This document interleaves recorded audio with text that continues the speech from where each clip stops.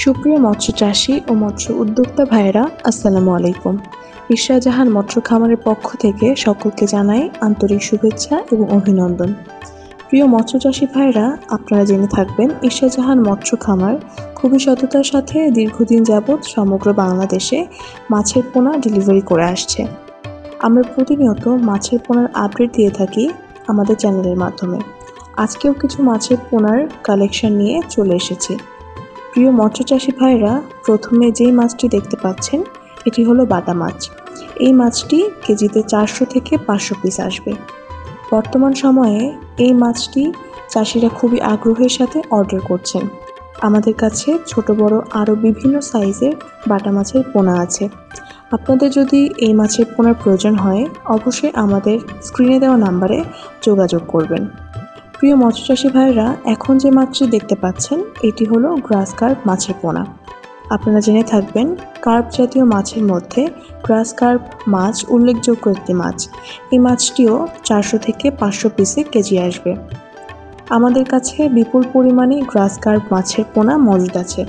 আপনাদের যদি প্রয়োজন হয় আমাদের সাথে যোগাযোগ করতে পারেন। আমরা 24 থেকে 48 ঘন্টার মধ্যে সমগ্র বাংলাদেশে মাছের পোনা হোম ডেলিভারি করে থাকি। প্রিয় মৎস্য চাষী ভাইরা, এখন আরও একটি মাছ দেখতে পাচ্ছেন, এটি হলো মৃগেল মাছের পোনা। এখানে 2 সাইজের মাছের পোনা আছে। একটি কেজিতে 50 থেকে 60 পিস আসবে, আরেকটি কেজিতে 400 থেকে 500 পিস আসবে। এছাড়াও আরও বিভিন্ন সাইজের মাছের পোনা আমাদের কাছে মজুদ আছে।